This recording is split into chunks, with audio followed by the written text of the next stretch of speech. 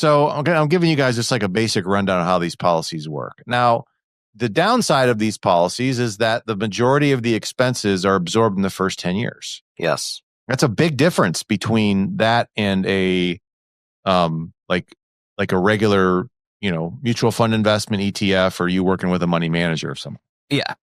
They're expensive in the beginning. Let's just for the first 10 years, they are more expensive than putting money elsewhere.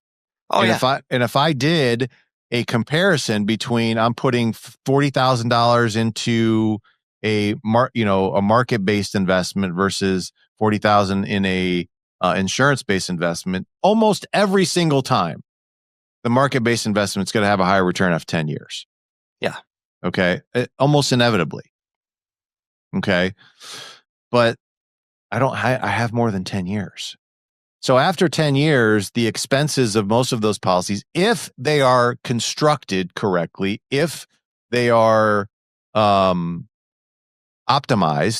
which means that, you kind of reduce death benefit and you do, other things to optimize a policy. Yeah. All right. Then the policy expenses are going to drop pretty significantly. Dramatically. Like almost like 85%. Oh, yeah. Yeah. The expenses are going to drop. Yeah. Okay. Which now allows it to accumulate and grow more without the expense drag. Yep. Correct? Correct. Okay. For the next 10 years. All right. So when someone says life insurance is expensive, they're not wrong. For the first 10 years, it is. But if it's properly structured and properly utilized, it isn't as expensive as a managed account in that respect. I'm still not saying it's going to perform the same way, but that's not really what it's designed for. No. Okay. To me, it's designed for the back end. Yep. Right. Which is when you decide you want to start creating an income source. Yeah. When you start pulling money out. Yes. What are the benefits of it at that point? Well, the single biggest benefit, and you already alluded to this, is you have the ability to pull the money out in a tax-free way. Mm-hmm. Right? Earnings, everything. Yeah.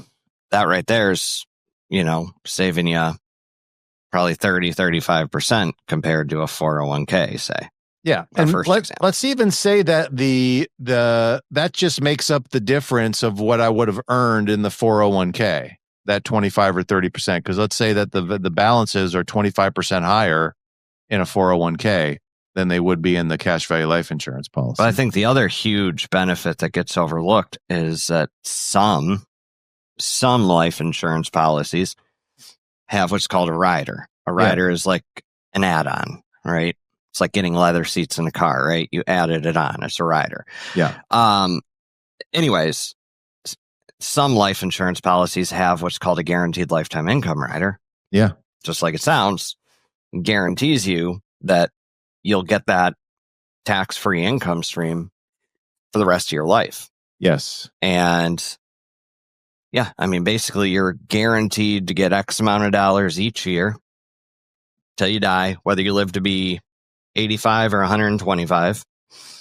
And there's going to be some, it may not be much depending on how long you live, but there's going to be some residual death benefit that will still go to your family tax-free. Yeah. So basically what you're doing is you're trying to set up a strategy in which on the back end, you're able to get guaranteed income for that's guaranteed for the rest of your life. You can never outlive it. And all that money's got to be tax-free. So you can adjust it based upon what your tax rate is to see what that actual return would be at that point in time. Okay. Now, this is not an argument of saying, well, what should I do, one or the other? No, it's not either or. Okay. It's never an either or. Yeah. It's just proper planning and risk management to say there's nothing wrong if I have these dollars available that I want to ensure that I'm doing these things right now to create a future where I know I have this dependable. We call it our contractual bucket. Okay. Like I'm really big. Like when you're getting into the quote unquote distribution phase, like I want as many contractual, so to speak, income sources as possible. Yeah. Like I'll take real estate. Real estate's a contractual income source, right? You have a lease with renters. Yeah, you're getting the rental income each month. Yeah. Yeah, you're getting a rental income each month. Okay. Social Security is a contractual income source, isn't it? If you have a cash value life insurance policy, that is a contractual income source. Okay. I would say even an annuity. An annuity is that's what it is. It's a contract. Yeah, exactly. Okay. So I see no reason why you're not trying to build up enough income sources with half of them that are contracts in some way, shape, or form, where I have a contract that I'm going to get this income stream for the rest of my life.